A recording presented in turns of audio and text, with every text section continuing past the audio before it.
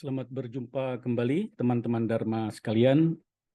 Di sore hari ini eh, kita akan mendiskusikan atau membahas tentang berderma atau memberi. Berderma sebagai benih dari keberuntungan.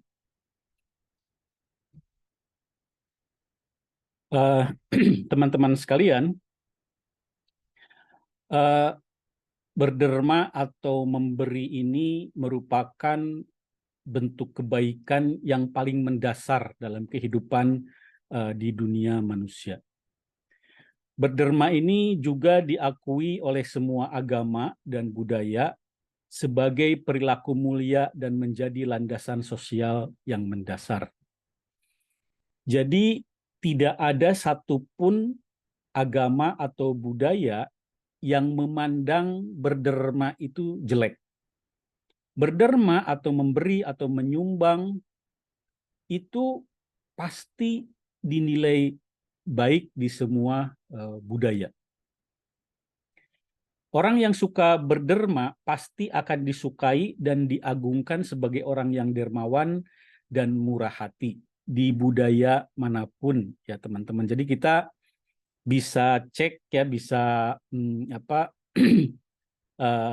coba lihat di berbagai agama, di berbagai budaya ini bahwa praktek berderma, memberi, menyumbang itu dipandang baik dan orangnya pasti dipuji-puji, diagungkan ya sebagai seorang dermawan yang murah hati, teman-teman sekalian.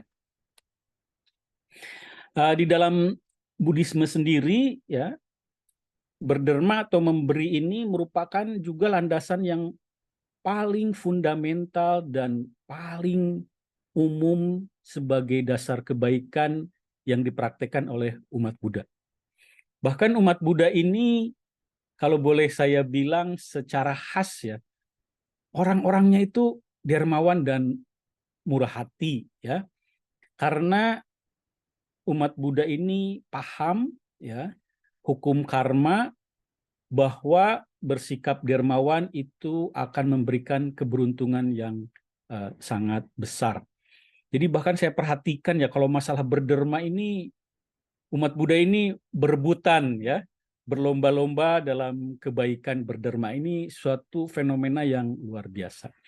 Jadi di sini saya hanya mengulang teman-teman apa yang teman-teman mungkin sudah banyak ketahui ya, bahwa misalnya manfaat memberi atau berderma ini diantaranya seseorang itu akan disukai dan disenangi oleh banyak orang ya, karena dia suka berderma atau memberi. Lalu orang-orang baik mendatanginya ya. Karena di dalam Sutta Pitaka juga misalnya anggota biku itu ya, itu disarankan ya ketika berpindah patah itu mendahulukan mengunjungi orang-orang yang sudah dikenal baik dan dermawan. Tidak mendahulukan orang-orang yang pelit dan kasar ya. Karena orang yang pelit dan kasar itu tidak menyenangkan ya. Lalu orang-orang yang biasa memiliki kebiasaan memberi, murah hati itu ia memperoleh reputasi baik. Ini pasti di semua budaya ya. Orang yang menyumbang itu bahkan bisa diberitakan ya zaman sekarang ini di media massa ya. Jadi dia itu pasti mempunyai reputasi yang baik karena kemurahan hatinya dalam memberi, dalam berderma. Nah ini yang menarik, nomor 4, ia tidak kurang dalam tugas-tugas umat awam. Ya, jadi ini tuh sebetulnya sudah hukum karma ya, bahwa orang yang berderma, yang suka memberi itu maksudnya nggak kasarnya ya, gampangnya nggak akan nganggur gitu loh ya. Ada aja gitu ya pekerjaan-pekerjaan duniawi ya, pekerjaan-pekerjaan duniawi yang mendukung perolehan dia ya. Jadi orang yang dermawan itu tidak menganggur ya, dia malah tambah banyak bidang-bidang yang kok kayak nyamperin gitu ya, rezeki itu kayak nyamperin ya. Jadi di sini tidak kurang dalam tugas-tugas umat awam, tidak kurang dalam tugas-tugas duniawi ya, yang menghampiri dia ya, membawa perolehan-perolehan. Lalu orang yang biasa memberi itu dengan hancurnya jasmani nanti ya, setelah kematian ia akan terlahir kembali di alam tujuan yang baik, yaitu di alam surga. Ini luar biasa ya manfaat dari memberi atau berderma. Nah ini di Anguttara Nikaya titik 52 ini ada sesuatu yang sebetulnya ini sangat umum di semua agama ini diajarkan, dan tentunya tidak ketinggalan ya di dalam Buddhisme ini tidak ketinggalan, yaitu apa yang diberikan sebetulnya itulah yang terselamatkan ya, dari harta kepemilikan kita itu apa yang diberikan itulah yang terselamatkan. Ini di Anguttara Nikaya 3.52 dinyatakan, oleh karena itu, karena dunia ini terbakar oleh usia tua dan kematian. Artinya dunia ini sebagaimanapun kita cintai ya, kita betah di dalamnya, tetap dia akan lambat laun atau cepat hangus ya, terbakar oleh usia tua kita sendiri, dan kita sendiri kematian dan menemukan kematian dan akan ditinggalkan dunia ini. Sebesar apapun cinta kita kepada dunia ini. Maka seseorang harus mengeluarkan dengan cara memberi. Artinya apa yang kita miliki kalau ingin selamat ya, bahkan mendapat keuntungan berlipat ya, cepat-cepat selamatkan dari hangusnya dunia ini, itu dengan cara justru didermakan apa yang kita miliki. Apa yang kita miliki kita berikan kepada pihak lain ya. Karena apa yang diberikan akan dibawa keluar dengan selamat. Ya, jadi kalau yang dimakan kan menjadi kotoran ya kan, yang kita makan sendiri ya. Apa yang kita beli, barang-barang kita menjadi lapuk. Nah, tapi apa yang didermakan ya, apa yang diberikan kepada orang lain justru itu yang akan terselamatkan ya, dan itu akan diperoleh kembali keberuntungannya berlipat ganda di kehidupan berikutnya. Dan ini memang realitas ini teman-teman ya, ini nantinya hanya beda penyampaiannya. Ini mirip sekali di berbagai agama teman-teman sekalian ya, luar biasa. Itulah karena berderma itu penting sekali ya.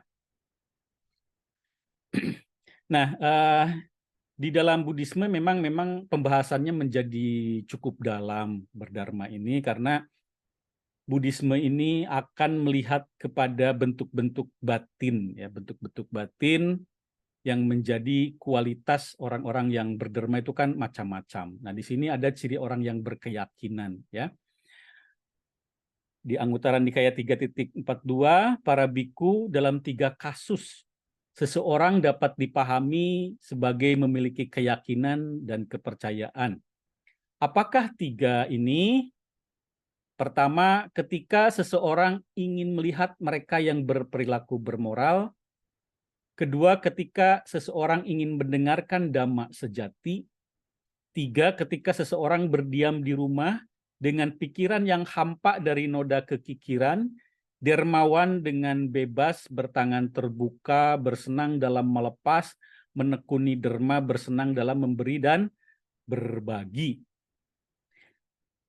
Ini teman-teman, 3 karakter ini bukan karakter yang ece-ece ya.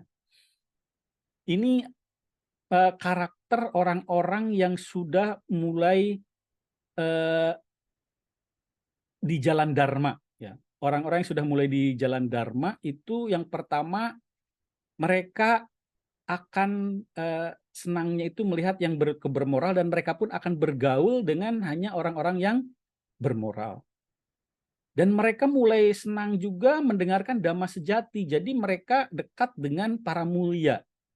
Yaitu para mulia ini adalah yang memahami dhamma sejati ya, dan bisa mengajarkannya ya. Maka orang yang memiliki keyakinan ini sifatnya senang mendengarkan dhamma sejati dan bergaul dengan para mulia ya.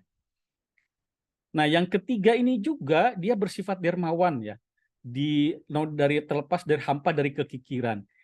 1, 2, 3 ini teman-teman, kalau kita cermati nanti di banyak sutta-sutta lain ya, ini adalah karakter dari seorang Arya, ya, seorang yang sudah tercerahkan tingkat pertama atau yang biasa disebut seorang Sotapanna. Jadi seorang Sotapanna ini memiliki 3 ciri ini, ya.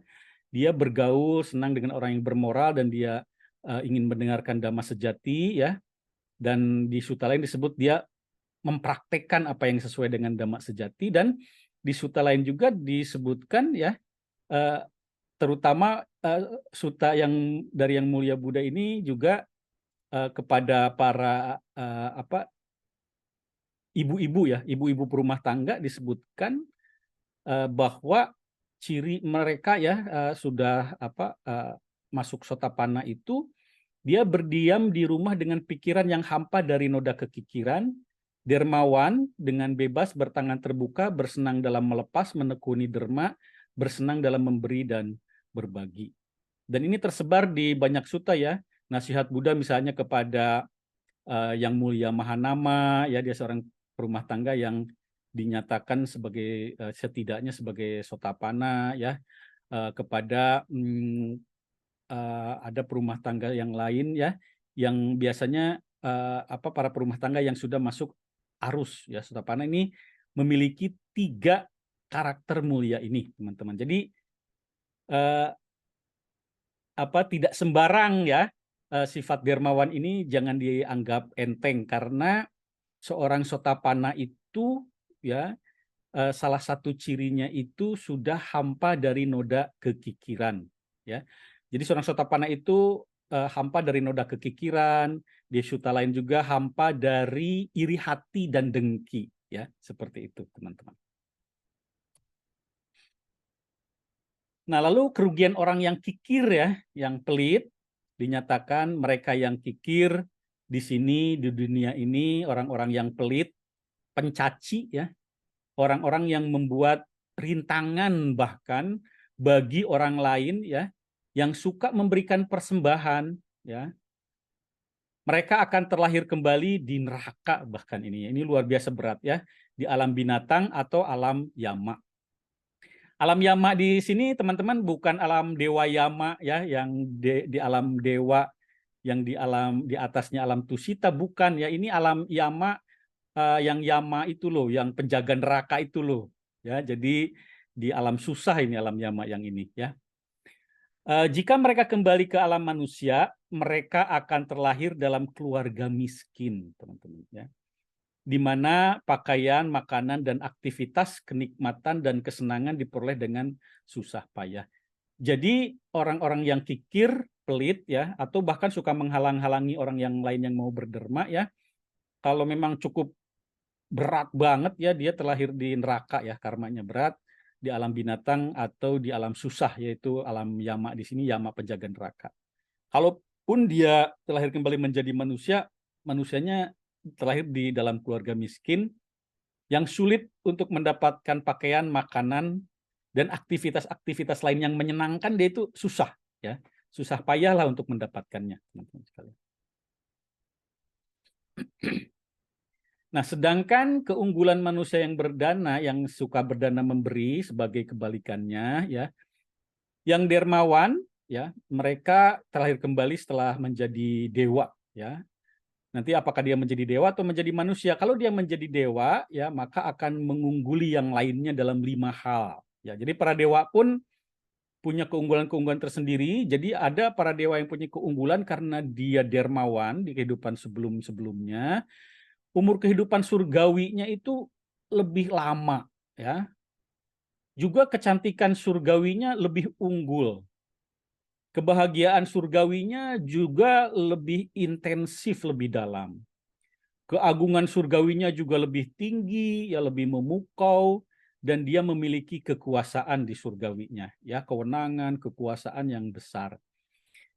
Nah, yang dermawan setelah menjadi dewa akan mengungguli yang lainnya dalam kelima hal ini, teman-teman. Demikian juga kalau dia menjadi manusia, sama, ya.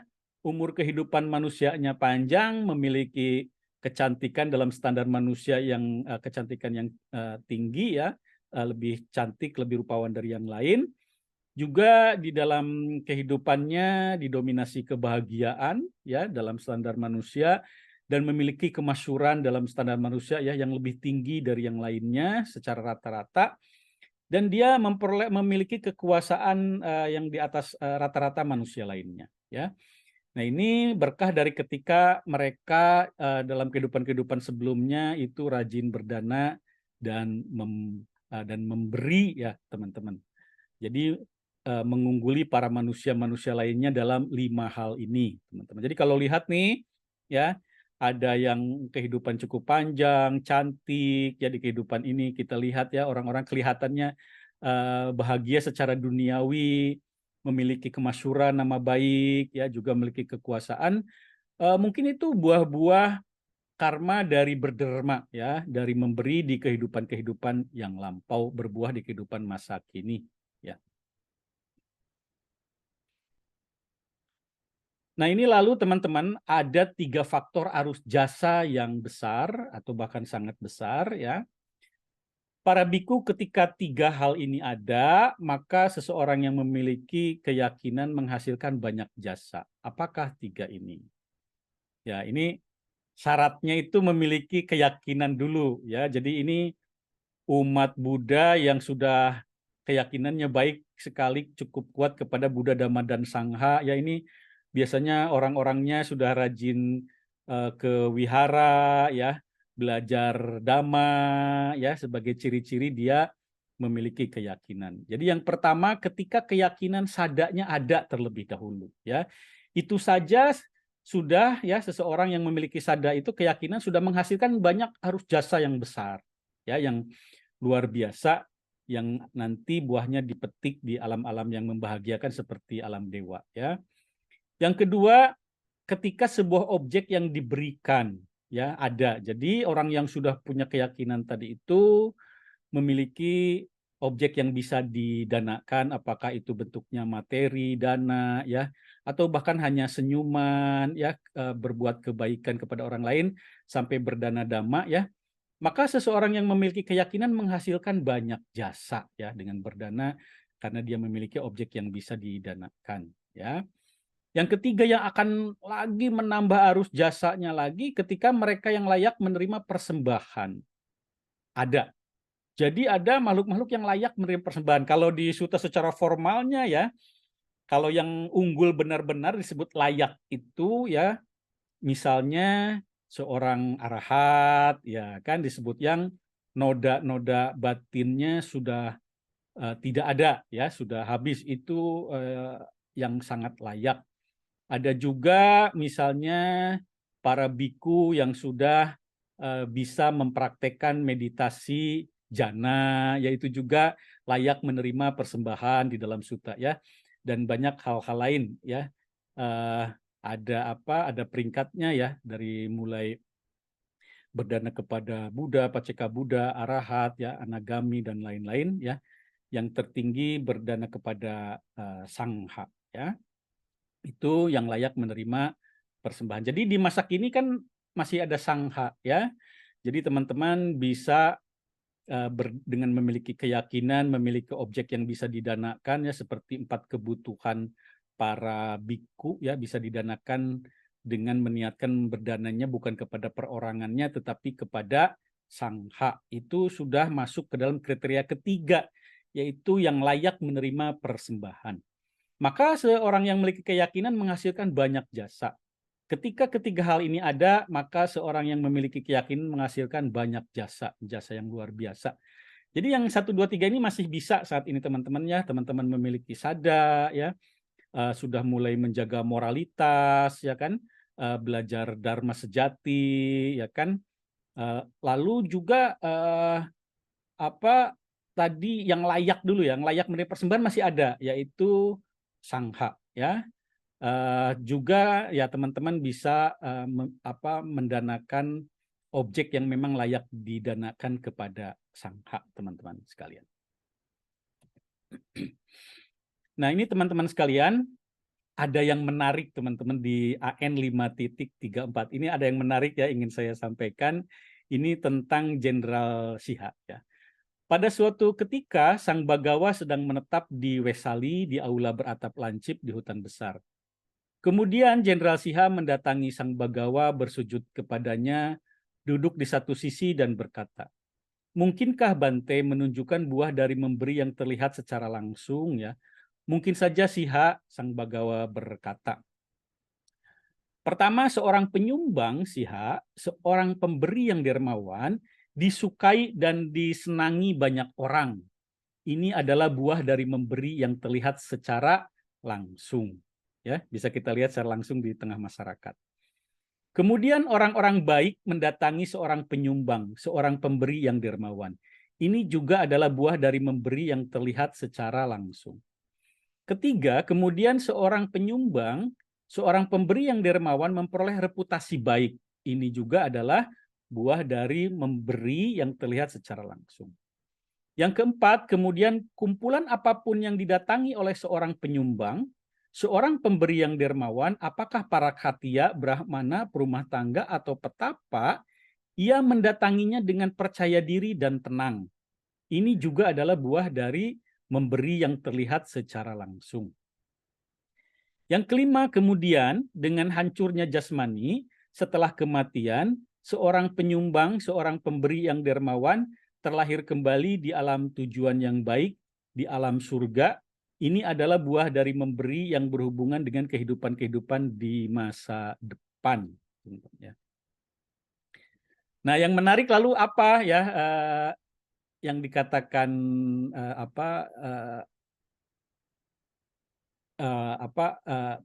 perumah tangga Siha ini ya berkata kepada Sang Bagawa, "Bante, aku tidak mempercayai Sang Bagawa karena keyakinan sehubungan dengan 4 buah dari memberi yang terlihat secara langsung ini." Jadi 4 urutan yang pertama itu ya, yang penyumbang itu disukai disenangi, kemudian orang-orang baik ya mendatangi ya, kemudian memperoleh reputasi baik, lalu di kumpulan apapun ia datang bisa dengan percaya diri dan tenang. Dikatakan oleh Siha ini ya, perumah tangga Siha ini, dia tidak mempercayai hal itu dari Yang Mulia Buddha. Kenapa? Ya, karena aku mengetahuinya juga. Ya, karena aku adalah seorang penyumbang, seorang pemberi yang dermawan dan disukai dan disenangi banyak orang. Aku adalah seorang penyumbang, seorang pemberi yang dermawan, ya, yang dimana banyak orang baik mendatangiku. Aku adalah seorang penyumbang, seorang pemberi yang dermawan, dan aku memperoleh reputasi baik sebagai seorang penyumbang, sponsor dan penyokong sangha. Aku adalah seorang penyumbang, seorang pemberi yang dermawan, dan kumpulan apapun yang kudatangi, apakah para khatija, brahmana, perumah tangga, atau petapa, aku mendatanginya dengan percaya diri dan tenang. Aku tidak mempercayai Sang Bagawa karena keyakinan sehubungan dengan 4 buah dari memberi yang terlihat secara langsung ini. Aku mengetahuinya juga. Ya, jadi teman-teman sekalian, di sini ya, perumah tangga Sia ini mau menyatakan bahwa 4 hal manfaat tadi itu dia pun sudah membuktikan secara langsung, ya, membuktikan secara langsung. Dan sebetulnya mungkin kalimat yang lebih tepat itu adalah, jadi dalam 4 hal yang tadi itu dia tidak sekedar, mungkin harus semestinya ada kata sekedar ya, tidak sekedar berdasarkan kepercayaan kepada Yang Mulia Buddha. Jadi ini kan kalau di sini tulisannya terjemahannya, aku tidak mempercayai Sang Bagawa ya. Mestinya aku tidak sekedar ya, tidak sekedar mempercayai Sang Bagawa gitu ya. Karena aku sudah membuktikannya langsung. Nah, itu ini salah satu yang menarik teman-teman, pengetahuan langsung. Jadi kalau ada kata pengetahuan langsung, direct knowledge ya, yang langsung dialami, itu bukan sesuatu yang selalu bersifat kesaktian teman-teman. Ya, direct knowledge, abinya direct knowledge itu ya, bahasa palingnya pengetahuan langsung, direct knowledge itu abinya ya. Bukan selalu maknanya sesuatu yang kesaktian saja ya, yang mungkin dimiliki oleh para arahat atau setidaknya anagami misalnya. Tapi dalam beberapa hal tingkatan praktek dhamma, teman-teman, maka kita harus berwipasana, itu salah satunya ya, berwipasana, melakukan satipatthana itu, kita juga harus tahu mana yang sudah kita buktikan sendiri, mana yang sudah kita alami langsung, teman-teman.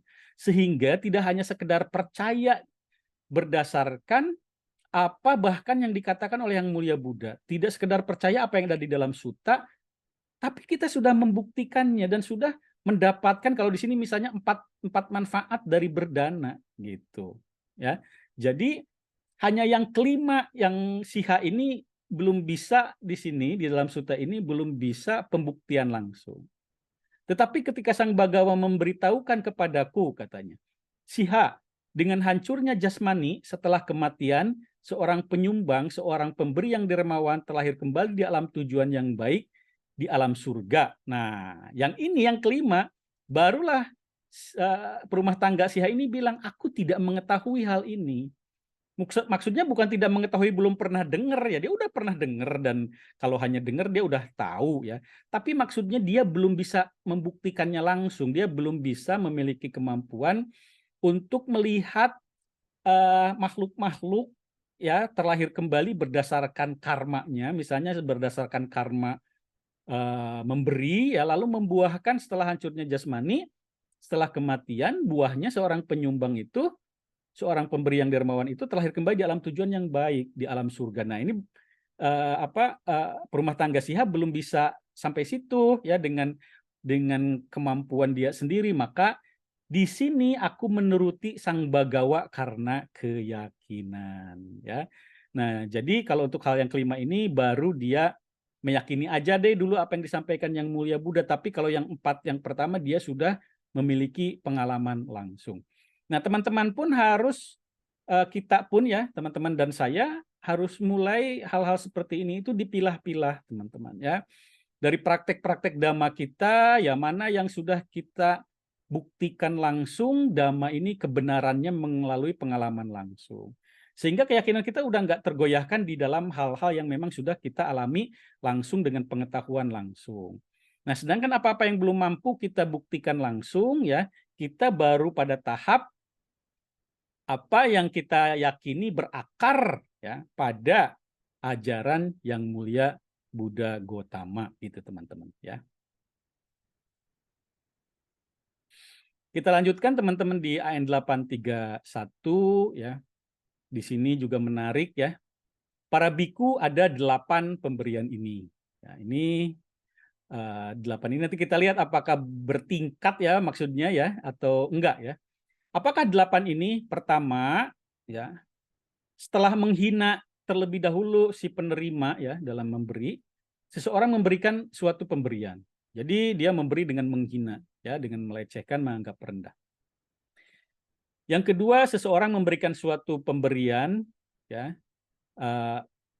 karena dia merasa ketakutan ya. Seseorang memberi suatu pemberian dengan berpikir ia memberi kepadaku. Jadi ini balas jasa ya. Yang keempat, seseorang memberikan suatu pemberian dengan berpikir ia akan memberi padaku. Ya, artinya saya memberi dengan mengharapkan balasan juga ya, ia juga akan memberi juga kepadaku.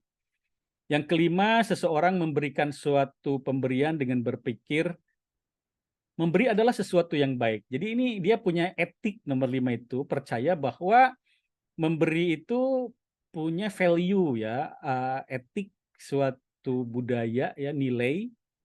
Ini sesuatu yang baik gitu ya. Yang keenam, seseorang berikan suatu pemberian dengan berpikir aku memasak. Orang-orang ini tidak memasak, tidaklah benar jika aku yang memasak tidak memberikan kepada mereka yang tidak memasak.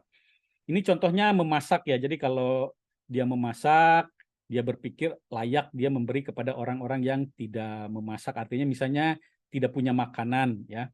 Boleh juga kita perluas, misalnya saya bekerja, gaji saya besar misalnya, adalah layak saya memberi kepada mereka yang gajinya tidak menentu, yang gajinya kecil ya, misalnya seperti itu. Jadi dia merasa ada di suatu posisi yang berlebih ya, memberi kepada yang berkekurangan.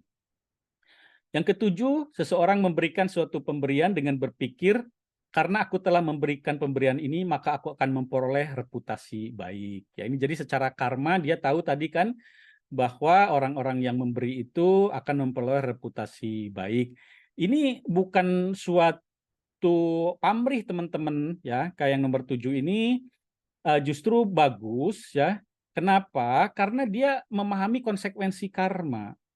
Ketika saya memberi, saya akan memperoleh reputasi baik. Jadi belum tentu ini pamrih. Misalnya saya ingin menjadi reputasi baik ya. Bisa juga sih dia memberi lalu difilmkan, dimasukkan TikTok misalnya ya, atau dimasukkan Facebook ya gitu. Ada. Nah kalau itu memang lain mungkin, yaitu memang pamer ya, walaupun tetap baik sih daripada nggak ngasih ya. Lebih menurut saya sih setidaknya lebih baik ngasih tapi pamer, ada ngasihnya ya, seperti itu ya, daripada pelit ya. Nah kalau ini yang 7 maksudnya bukan itu, tapi dia paham konsekuensi karma ya, memberi akan memiliki reputasi yang baik. Yang kedelapan, seseorang memberikan suatu pemberian dengan tujuan untuk menghias pikirannya, melengkapi pikirannya. Jadi yang 8 ini dia memberi untuk melepas ya, untuk melepas, untuk membersihkan pikirannya ya dari noda-noda kekikiran. Ini yang nomor 8 mungkin yang dilakukan tadi ya, orang-orang yang sudah paham dharma, yang bergaul dengan para mulia, yang berpraktek dhamma ya. Jadi memberinya dia dengan tujuan ya, agar ada padamnya noda-noda batin, yaitu noda kekikiran.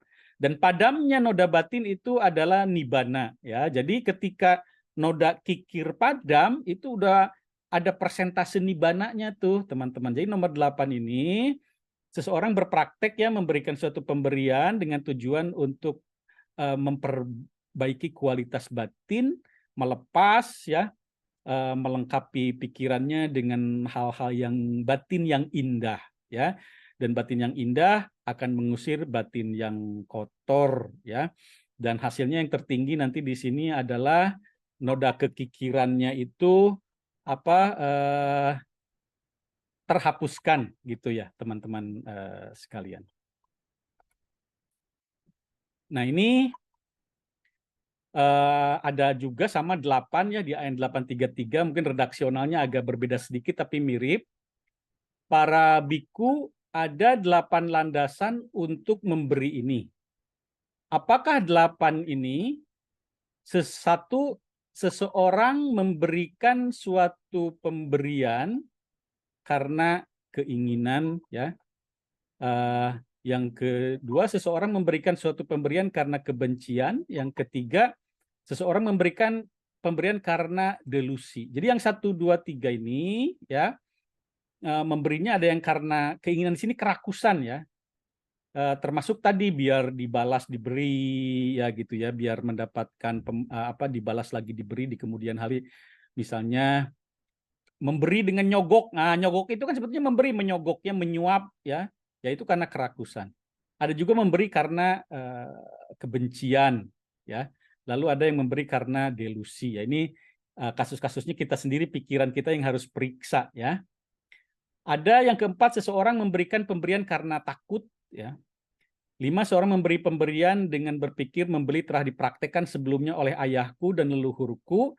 Aku tidak boleh meninggalkan kebiasaan keluarga yang sudah berlangsung sejak lama. Jadi ini udah tradisi ya, tradisi keluarga, tradisi leluhur yang memang suka memberi, maka dia praktekkan juga, dan jangan sampai tradisi yang baik ini sirna ya di keluarganya.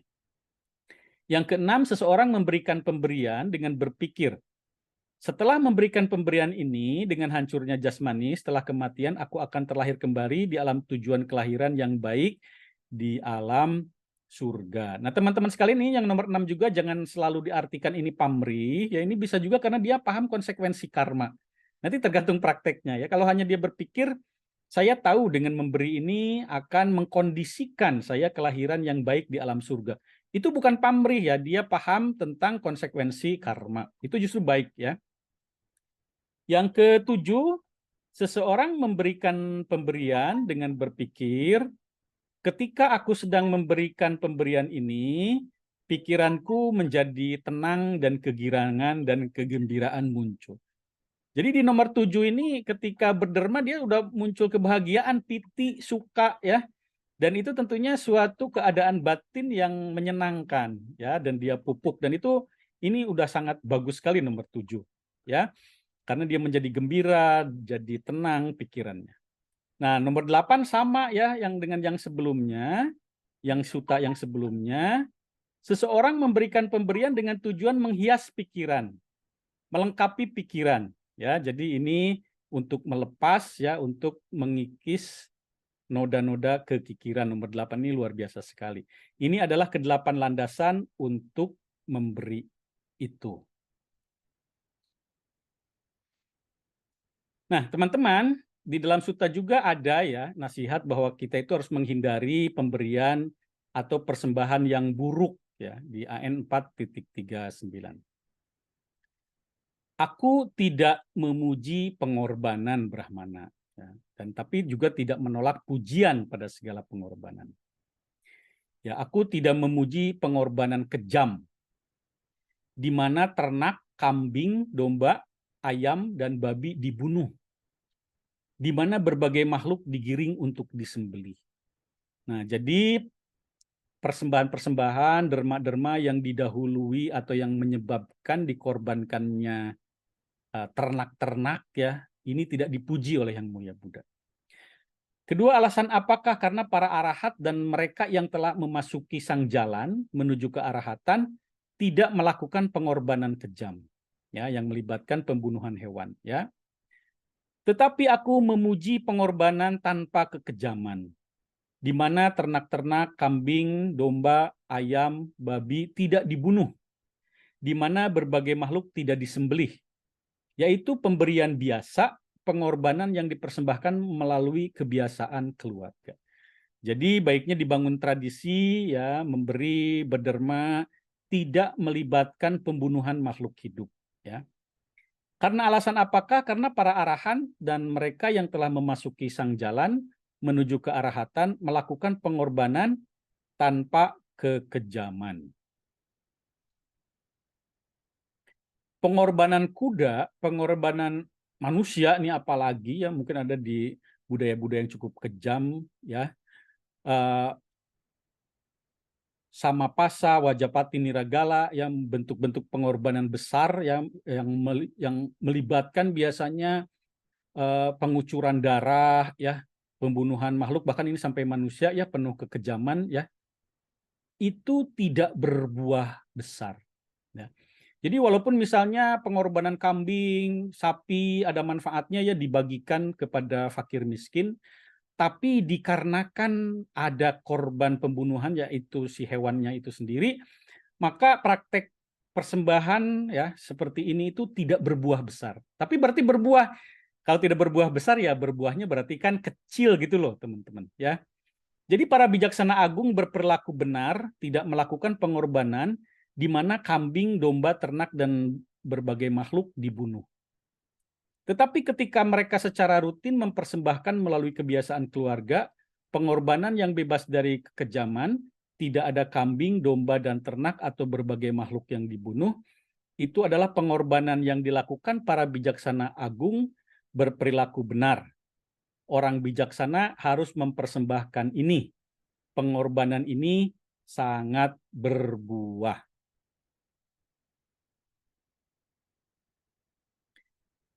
Lalu perumpamaan orang yang kikir versus dermawan nih teman-teman ya. Para biku di dunia ini ada 3 jenis manusia. Apakah ketiga jenis manusia itu? Ia yang bagaikan musim kemarau ya, ini sebetulnya bagaikan prosa yang indah ya. Lalu yang kedua ia yang bagaikan hujan lokal, yang ketiga ia yang bagaikan hujan terus-menerus ya. Dan bagaimana para biku manusia yang seperti musim kemarau? Inilah para biku, orang yang tidak pernah memberi, baik makanan dan minuman, pakaian, peralatan, bunga-bunga, wangi-wangian, obat-obatan, tempat tidur, tempat menginap, dan penerangan kepada para pertapa dan brahmana. Orang yang ditimpa bencana dan pengemis yang membutuhkan. Inilah para biku, orang yang bagaikan musim kemarau. Lalu bagaimana para biku manusia yang seperti hujan? Dalam hal ini orang ini hanya memberi pada orang-orang tertentu. Jadi pilih-pilih dia memberi ya. sementara tidak kepada orang lain, memberi kepada yang satu, tidak memberi kepada yang lain.